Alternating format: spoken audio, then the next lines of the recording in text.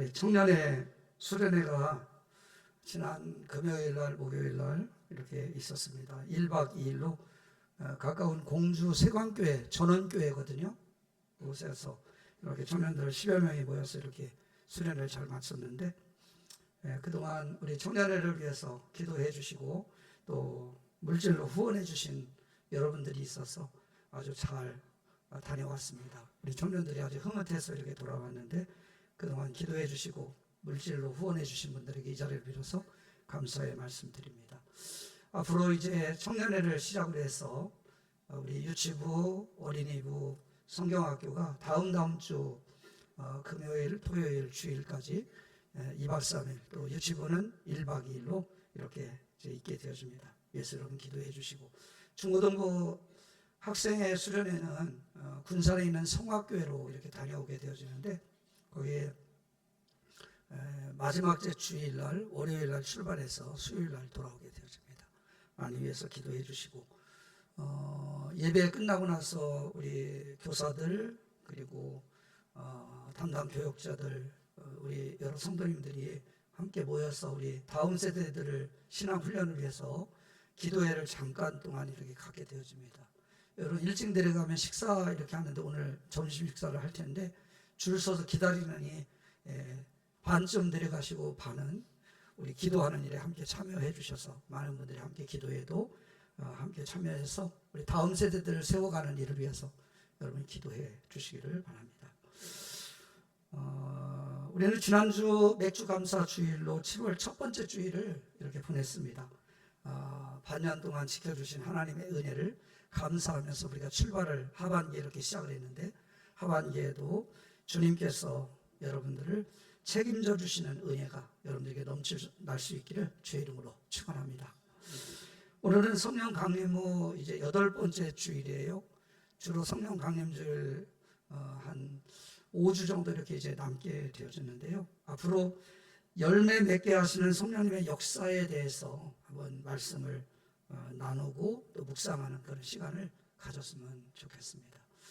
우리가 많은 사람들이 뭐 성령 충만을 사모하고 또 성령의 은사, 성령님의 능력을 우리가 힘입어야 된다 이렇게 얘기를 하면서도, 또 뭐 보통 이제 요즘 수련회 이렇게 우리 청년들이 다녀오기도 하고 이렇게 했는데, 목사님 너무 좋았습니다. 너무 은혜 받았습니다. 이렇게 얘기를 하는데, 주일날은 보니까 피곤해가지고 빠져요. 예배도 안 나왔어요. 그러면 여러분 성령님의 역사 속에 우리가 은혜를 받았다고 하지만 열매가 있는 거예요, 없는 거예요? 열매가 없는 거예요. 열매가 없는 것입니다. 그래서 우리가 성령 충만을 이야기하고 성령의 능력을 말하고 성령의 은사를 말하면서도 우리가 얼마나 거기에 따른 생활 속에서 열매를 맺는가, 여기에 대해서는 참 우리가 소홀할 때가 많이 있습니다. 우리 다시 한번 우리 자신을 돌아보면서, 나는 성령의 열매를 맺는 신앙생활을 하고 있는가, 몇 주 동안 성령의 열매에 대해서 살펴보면서 함께 은혜가 되었으면 좋겠습니다. 성령의 역사를 열매로 이렇게 표현하는 이유는 결과를 표현하는데 가장 적절하기 때문에 열매로 표현을 하는 것입니다. 그래서 하나님은 성경에서 우선 택함을 받은 이스라엘 백성들을 포도나무에 비유를 했어요. 그래서 열매를 보아 그 나무를 알 수 있다. 포도 열매를 통해서 그 포도 열매가 참 포도 나무인지 들포도 나무인지 어떻게 알 수 있겠어요? 열매를 보면 들포도를 맺었는지 참포도를 맺었는지를 보면 열매를 보아서 들포도, 참포도, 이것을 구분할 수 있다고 하는 거예요. 이런 것처럼 마태복음 7장 15절 말씀에 보면 예수님의 말씀 속에 그 열매를 보아 그 사람을 알 수 있다. 우리가 성령의 나는 은사를 받았어, 성령 충만한 능력을 나는 힘입었어, 이렇게 해도 그 사람의 됨됨이, 삶을 통해서 어떤 열매를 맺었는가를 우리가 보아 알 수 있다라고 하는 것입니다. 고린도전서에서도 보면 고린도 교회가 여러분 가장 은사가 많은 그런 교회였습니다. 그래서 많은 은사, 성령의 능력, 이것을 받은 교회가 고린도 교회였어요. 그런데 아이러니하게도 가장 문제점이 많은 교회도 고린도 교회였습니다. 여러분, 성령의 능력이 강한 교회였는데 어떻게 분열되고 분쟁하고 서로 다툼이 일어나서 덕이 되지 않는 교회의 모습을 갖추는 것이 바로 고린도 교회일까요? 이유가 뭘까요? 그 이유는 은사는 강한데 그 은사를 받은 것을 자랑은 하는데 열매가 없기 때문인 것입니다. 그래서 여러분, 고린도전서 13장, 우리가 사랑장이라고 소위 말하는 고린도전서 13장을 시작하기 전에 고린도전서 12장 31절 말씀 맨 마지막 부분에 보면 내가 또한 가장 좋은 길을 너에게 보이리라. 은사, 능력, 방언의 은사, 예언하는 능력, 이런 것들을 자랑하고 사람들이 막 이렇게 내세우지만 교회가 독스럽지를 못한 거예요. 그래서 사도 바울은 그 고린도 교회를 향해서 말씀을 교훈하면서 내가 가장 좋은 일을 보이라. 그러면서 고린도전서 13장에 나오는 말씀이 어떤 말씀이 이렇게 시작이 되어집니다. 내가 사람의 방언과 천사의 말을 할지라도 사랑이 없으면 소리나는 구리와 울리는 꽹과리가 되고, 내가 예언하는 능력이 있어 모든 비밀과 모든 지식을 알고 또 산을 옮길 만한 모든 믿음이 있을지라도 사랑이 없으면 내가 아무것도 아니요. 여러분, 사랑이 없으면 아무리 능력을 가지고 지식이 풍부하다 할지라도 사랑이 없으면 내게 아무것도 아니다라고 하는 말씀이 우리의 마음에 울림이 옵니다. 성령의 열매 없는 성령의 능력, 성령의 은사, 아무리 자랑해도 그것은 아무것도 아니라는 것입니다. 마태복음 7장에 보면 예수님의 말씀도 은사, 능력, 귀신을 쫓아내는 그런 능력, 이런 것들이 있다 할지라도 그 신앙의 됨됨이의 열매가 없다고 한다면 이런 교훈을 마태복음 7장 22절 23절에 가르쳐주고 있습니다.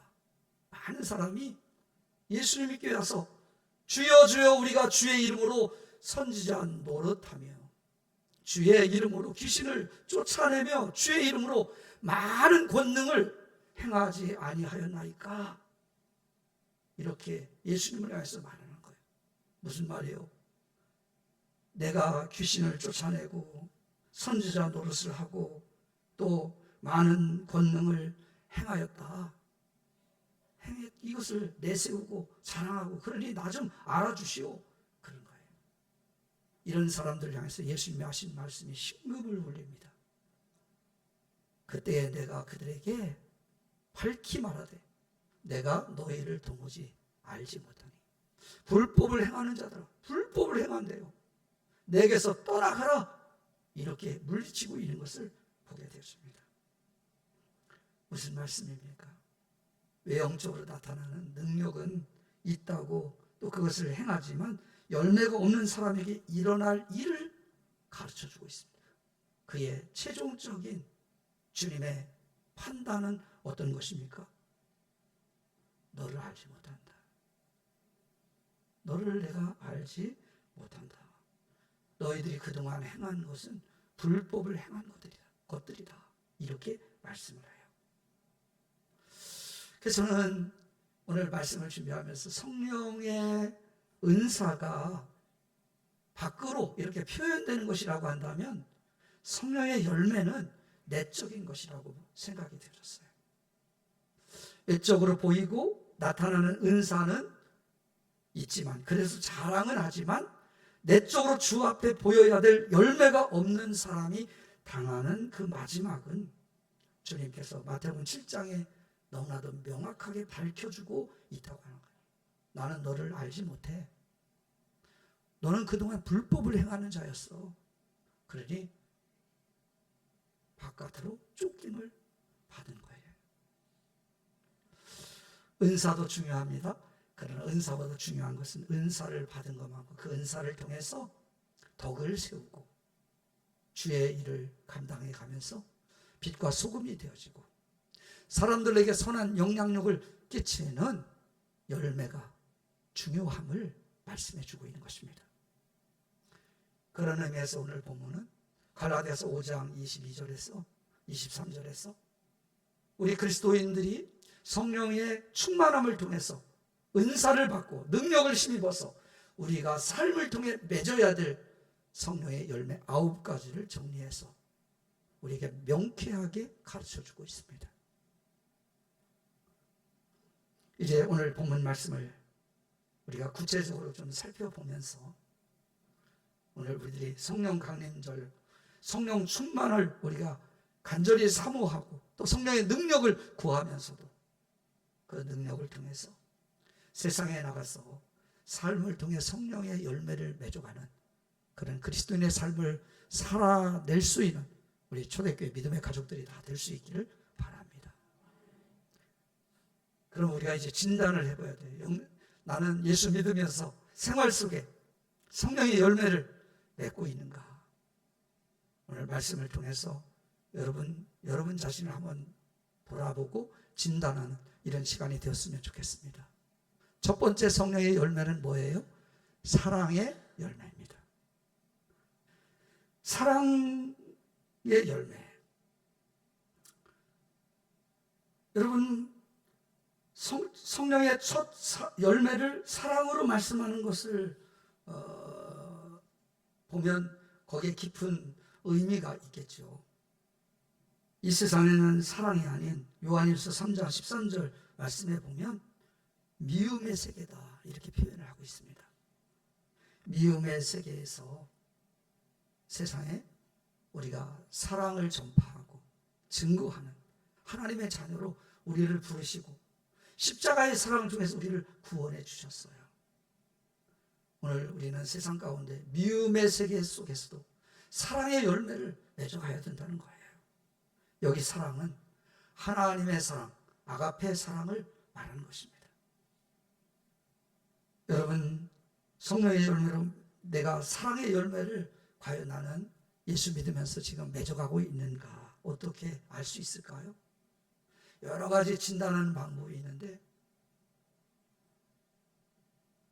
그 첫 번째 가장 쉽게 진단할 수 있는 것은 주의 일을 이렇게 할 때 보면 알겠더라고요. 주의 일을 할 때, 주의 사명을 감당할 때 마음이 사랑의 열매가 있는 성도들을 보면요, 모든 일들을 아주 즐거움으로 이렇게 감당해 가는 것을 보게 되어져요. 예배를 드린다든지 우리 성가대 찬양의 사역을 이렇게 감당해 간다든지 오늘 우리 성가대 여러분 기쁜 마음으로 찬양 사역을 감당한 거죠. 하나님도 아시고 또 찬양을 하는 여러분들에게 예배를 드리는 우리들도 다 알아요. 정말 구원의 감격으로 기쁨으로 찬양을 하잖아요. 그러면 노래를 잘한다 못한다 화음이 맞네 틀리나 상관없어요. 사람의 마음을 감동시킵니다. 구원의 감격과 기쁨으로 찬양을 하면요, 이런 능력으로 하나님 역사에 가셔요. 그것이 하나님의 은혜고 능력인 것이죠. 또 우리가 저 지하실에서 지금 1층 유치부실에서 아이들을 가르치는 우리 교사 선생님들이 아이들을 말씀으로 가르칠 때, 지도할 때도 마찬가지예요. 또 오늘 밥을 먹는데 우리 주방 봉사는 봉사를 하면서도 마찬가지입니다. 열심만 가지고 여러분 주의 일에 충성한다는 것을 가능할 수 있을까요? 외형적으로 나타나 저 사람은 빠지지 않고 아주 열심을 내 이것을 가지고 정말 주님을 위해서 충성하는 사람이야 이렇게 가능할 수 있을까요? 이런 경우 한번 생각해 보세요. 책임감으로 열심히 할 수 있습니까? 없습니까? 있습니다. 우리가 의무감으로 이건 내가 주어진 의무야. 목사로서 내가 주일날 설교 준비해서 설교해야 되고 또 성도들 위해서 새벽에도 늘 해야 되고 이런 의무감으로 하는 거 열심히 할 수 있습니까? 없습니까? 빠지지 않고 할 수 있습니까? 없습니까? 의무감으로. 외형적으로 이렇게 보여지게 할 수 있어요. 할 수 있어요. 그런데 이 부분을 한번 생각해 보세요. 주님을 사랑하고 교회를 사랑하는 마음의 중심으로 하는 열심과 같을까요? 틀릴까요? 거기에 차이점이 있어요. 차이점이 있습니다. 오늘 이 자리에 오신 여러분들은 책임감도 있고 의무감도 있는데 거기에 하나 더해서 주님을 사랑하는 마음으로 주의 일을 감당해가는 여러분이 될 수 있기를 바랍니다. 거기에는 기쁨이 있어요. 행복함이 있습니다. 정말 사랑하는 마음으로 하면 때로는 그렇죠. 육체적으로 신체적으로 힘들 때도 있지요. 피곤할 때도 있습니다. 그러나 이를 극복할 수 있는 능력이 있어요. 그리고 감당해가면서 성취감과 함께 기쁨과 감사함이 있어요. 그런 사랑이 없으면요, 의무감과 책임감을 열심히 하면 할수록 어떤 마음이 들어요? 때로는 짜증스럽기도 하고 원망스럽기도 하고 또 불평이 내 안에서 싹이 트기 시작해요. 이게 사랑의 마음을 가지고 하는 것과 하지 않는 것의 차이점이에요. 오늘 예배의 자리에 나오신 여러분들은 주의 일을 항상 할 때, 예배를 드릴 때거나 또 사명을 감당해 갈 때나 언제나 기쁨으로 할 수 있는 사랑의 은사가 여러분에게 흘러 넘칠 수 있기를 주의 이름으로 축원합니다. 두 번째 진단하는 방법은요, 사람과의 관계 속에서 내게 참 어려운 사람들, 이것을 성경은 통칭적으로 원수, 대적자 이렇게 표현을 하고 있어요. 이런 사람들을 대하는 마음을 보면 알 수 있습니다. 사랑은 원수까지도 용서하고 불쌍히 여기는 능력입니다. 이게 사랑의 열매예요. 원수를 만나면 여러분의 마음속에 분노가 끓어오르고 미움과 보기도 싫고 보복하는 마음이 불같이 일어나고 있습니까? 그러면 아무리 성령의 은사가 외적으로 기도 많이 하고 무슨 내가 방언을 하고 이런 은사를 가지고 있다 할지라도 여러분 성령의 열매는 그 안에 내적으로 열매는 없는 거예요. 주님은 마태복음 5장 43절 44절에서 이렇게 말씀합니다. 내 이웃을 사랑하고 내 원수를 미워하라 하였다는 것을 너희가 들었으나 율법에 그렇게 되어 있지만 나는 너희에게 이른다. 너희 원수를 사랑하며 너희 박해하는 자를 불쌍히 여겨서 위에서 기도하라는 것입니다. 원수를 향한 사랑은 사람의 힘으로는 안 되는 성령만이 하시는 열매인 것입니다. 열매예요. 성령님만이 하실 수 있는 그런 열매예요. 또 진단하는 방법은 좀 이렇게 가까운 사람들, 이런 표현들을 성경은 이웃이라고도 이렇게 표현을 하고 있는데요. 가까이 지내는 사람들, 이런 관계성 속에서도 내가 사랑이 많은 사람이구나, 사랑의 열매를 내가 맺어가고 있구나 하는 것을 진단할 수 있다니까요. 갈라디아서 5장 13절 말씀에 보면 이웃에 대해서 오직 마지막 부분에 보니까 사랑으로 어떤 태도로 가까운 사람도 대하라고 하느냐면 성령이 충만하고 성령의 열매, 사랑의 열매를 맺는 사람은 오직 사랑으로 서로 종노릇하라 하는 거예요. 종은 낮은 신분이에요. 가장 낮은 신분이에요. 종노릇하는 마음이 있으면 사랑의 열매가 있는 사람이라는 거예요. 그런데 가까운 사람들끼리도 어떤 마음가짐을 보여요. 자존심을 앞세우고 자존심 상해 정말 기분 나빠 이런 말을 자주 하는 사람들, 위험수위에 있는 사람들이에요. 네? 자기를 내세우고 주장하려는 마음이 들어있다면 이는 사랑의 열매가 내 안에서 싹트고 있지 않은 거예요. 가장 가까운 사람들 속에서도 여러분 가장 가까운 사람이 어떤 사람이에요? 집에서 살고 있는 사람이에요. 세상에 부부끼리도 자존심 때문에 작은 일을 가지고도 다툰다니까. 작은 일을 가지고도. 여러분 우리가 예수 믿으면서도 우리 안에 다시금 회복되어지기를 원합니다. 성령이 나를 다스리고 지배해 감으로써 그런 작은 자존심들을 내려놓고 아마 이렇게 생각을 해보시면 돼요. 주님 앞에 나는 원수 같은 사람인데, 죄인인데, 주님이 자존심을 다 하나하나 다 내세우고 나를 대했다면 오늘 우리가 예수 믿고 하나님의 자녀가 된 사람이 아무도 없을 거예요. 근데 주님은 자존심 다, 하나님의 아들인 예수님이 자존심 다 내버리고 벌거벗김을 당하고 창으로 찌르고 침을 뱉고 그런데도 불구하고 그 자존심을 다 받아줬어요. 정말 우리 예수님은 우리 한 사람 한 사람의 이 못된 이 감정들, 분노하는 것, 미워하는 것들, 이런 감정들을 다 받아내는 예수님이 어떻게 보면 감정의 쓰레기통이 되신 분이에요. 근데 우리는 조그만 거 하나 가지고도 부부끼리도 자존심 때문에 싸우잖아요. 예수님께서 정말 우리 부끄러운 나의 모습이구나.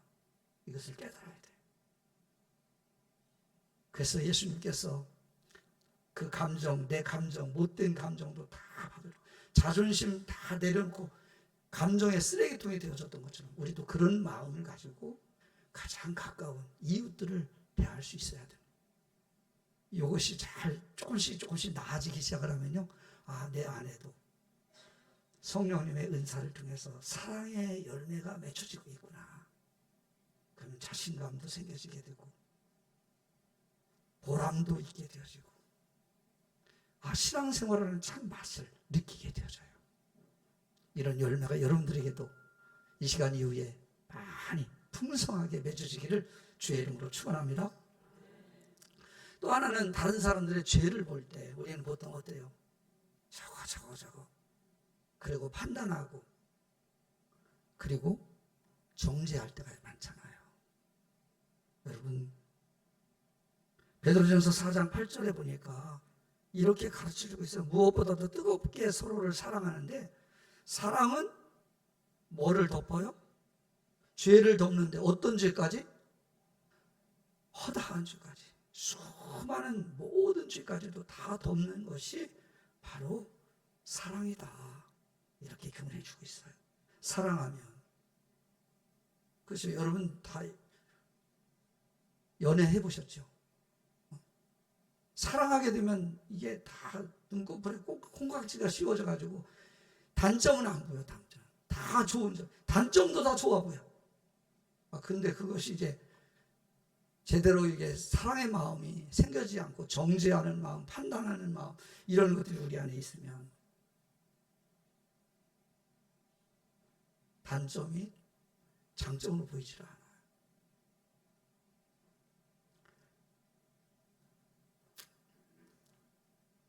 사랑의 열매라고 하는 것은 남의 죄를 볼 때 여러분 덮어주는 것이랍니다. 덮어주는 것. 성경의 창세기 9장 20절에 보면 그런 말씀이죠. 노아가 실수를 했어요. 노아 자식들이 삼형제가 있잖아요. 함, 셈, 야벳이 있는데 함은 아버지의 실수를 보고 형제들에게 가서 막 얘기를 했어요. 그 이야기를 듣고 셈과 야벳은 아버지를 정말 권위를 존중해주는 마음으로 아버지의 허물을 덮잖아요. 그 결과가 어떻게 됐습니까? 함은 저주를 받는 사람이 되었고 허물을 덮어주었던 셈과 야벳은 축복받는 생애를 살고 그런 믿음의 족장이 되어지잖아요. 성령의 열매란 다른 사람의 죄와 허물을 덮어주는 여러분 사랑의 열매인 줄로 믿습니다.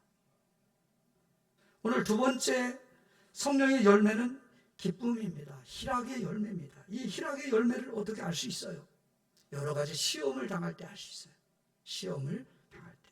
신앙생활을 하다 보면 여러분 영적인 면에서도 시험을 받을 때가 있고 가정적으로 사람과의 관계 속에 시험을 받을 때도 있어요. 물질 때문에 시험이 오고 세상 가운데서 가정 안에서도 시험이 와요.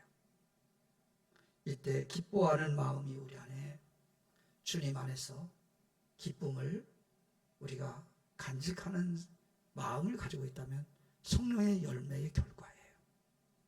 그런 원망하고 불평하고 좌절하고 낭망하는 마음이 있다면 성령의 열매를 아직 맺지 않은 거예요. 베드로전서 1장 6절에 보니까 여러 가지 시험으로 말미암아 잠깐 근심하게 되지 않을 수 없었으나 오히려 크게 기뻐하는도다, 이런 말씀이 있습니다. 시험 중에도 기뻐할 수 있는 일은 성령의 역사 안에서 우리가 성령의 능력으로 맺어지는 성령의 열매인 줄로 믿습니다. 또 내가 시험만 드는 것이 아니에요. 때로는 왠지 미움을 받고 핍박을 받는 경우도 있어요. 제일 요즘 사람들이 힘들어하는 것이 뭐냐면 거절감이에요. 거절감. 사람들에게 내가 거절당하는 거, 무시당하는 거, 이것을 사람들이 많이 못 견디더라고요. 그것 때문에 분노가 끓어서 죄를 범하기도 하고 일을 크게 벌리는 사람들이 얼마나 많은지 몰라요. 그래서 참 세상이 분노하는 세상인 것 같아요. 그것을 절제하지 못하고. 왜? 이유는 딱 한 가지예요. 무시당해요. 왠지 저 사람이 나를 무시했다고. 근데 이때 여러분, 우리가 성령의 열매, 우리의 마음에 기쁨과 즐거워하고 희락의 열매가 있는지를 우리가 진단해 볼 수 있어요. 감당하기 어려운 핍박 가운데도 기쁨이 있으면 성령의 열매가 있는 것입니다. 그래서 예수님께서 산상설교를 통해서 그런 말씀을 하시죠. 의를 위하여 박해를 받는 사람이 복이 있다. 천국이 저들의 것입니다.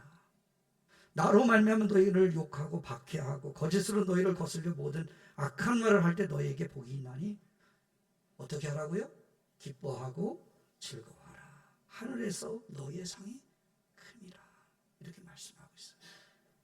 여러분, 우리는 불의한 세상에서 의롭게 살아가려고 하다 보면요, 거절받을 수 있습니다. 무시당할 수 있습니다. 오히려 그럼에도 불구하고 주 안에서 내가 주님처럼 살려고 내가 의롭게 의를 위해서 고난을 받는 거야. 거절을 받는 거야. 그러므로 내가 의롭게 살아가려고 하는 그 자체로 인해서 우리가 기뻐하고 즐거워하는 사람이 되어야 된다는 거예요. 이런 사람이 바로 성령의 열매를 맺어가는 사람이라는 것입니다. 나는 오늘 이 자리에 오신 여러분들이 이런 성령의 열매를 맺는 우리 초대교회 믿음의 가족들이 다 될 수 있기를 바랍니다. 또 하나는 아주 중요한 것인데요, 영혼이 구원받는 것을 통해서 할 수 있습니다. 영혼 구원에 대한 기쁨을 가지고 있네요. 누가복음 10장에 보면 예수님께서 70인을 둘씩 짝을 지어가지고 파송을 한 적이 있어요. 복음 전하다고. 그래서 돌아와가지고 제자들이 막 의기양양해가지고 나와요. 주님, 우리가 주님 파송받아서 주님의 이름으로 귀신 들린 사람들에게 나아가니까 귀신 들린 사람이 막 굴복하고 이렇게 합니다. 그러면서 막 기뻐서 예수님에게서 보고를 했어요. 그때 참 의미 있는 예수님께서 그들에게 이런 말씀을 누가복음 10장 20절에 보면 해주고 있어요. 귀신들이 너희에게 항복하는 것으로 기뻐하지 말고 너희 이름이 하늘에 기록된 것으로 기뻐하라. 무슨 말이에요? 우리 이름이 생명책에 기록된 구원받은 것을 더 기뻐할 수 있어야 된다. 이렇게 가르쳐주고 있습니다. 여러분, 더 나아가서 내 영혼 구원뿐만 아니라 다른 영혼이 구원받아서 생명책에 기록되는 것을 제일 기뻐하는 사람일 수 있다면 우리는 성령의 열매를 지금 맺고 있는 것입니다. 그러면 열매는 어떻게 맺을 수 있는가? 설교를 마무리하면서 로마서 5장 5절 말씀을 한번 보겠습니다. 우리 다 같이 한번 읽어볼까요? 소망이 우리를 부끄럽게 하지 아니함은 우리에게 주신 성령으로 말미암아 하나님의 사랑이 우리 마음에 부은 바 됨이니. 하나님의 사랑이 우리 안에 부어지는 것은 뭘 통해서 부어지는 거예요? 성령님 통해서. 성령 충만하게 될 때 하나님의 사랑을 알고 그 사랑이 내게 확 부어지는 것을 우리는 경험하게 되어진다는 거예요. 이제 성령 강림절기에 성령의 역사하심을 우리가 믿고, 성령님 내게 오시옵소서, 나를 다스려 주십시오. 그래서 성령의 열매를 맺고 주의 사랑이 부어지는 은혜를 경험하여 우리가 서로 사랑하면서, 그래서 우리의 신앙생활이 늘 희락, 기쁨의 열매를 맺는 그런 신앙생활이 되어지기를 원합니다. 이런 마음가짐을 가지고 여러분 힘있게 한 주간을 시작하는 여러분 모두에게 성령 충만으로 사랑이 부어지는 그런 은혜를 경험해가는 이 자리에 오신 여러분 모두가 다 될 수 있기를 예수님의 이름으로 축원합니다. 기도하겠습니다. 좋으신 하나님 아버지, 성령의 열매를 맺는 신앙생활이 되기를 원합니다. 내 안에 사랑의 열매를 풍성히 맺게 하여 주옵소서. 그래서 이제부터는 주의 일을 할 때에 책임감과 의무감을 넘어서서 사랑하기 때문에 섬기고 행하는 저희들이 되게 하여 주옵소서. 대적자를 만나도 이웃을 대하거나 죄인을 대할 때 사랑의 마음이 전해지게 하시고 곧 예수님을 증거하는 생활이 되도록 은혜를 베풀어 주옵소서. 우리 모두 성령의 부음으로 희락의 열매를 맺고 사랑이 부어지는 그러한 체험이 넘쳐날 수 있게 하여 주옵소서. 예수님의 이름으로 감사하며 기도드리옵나이다. 아멘.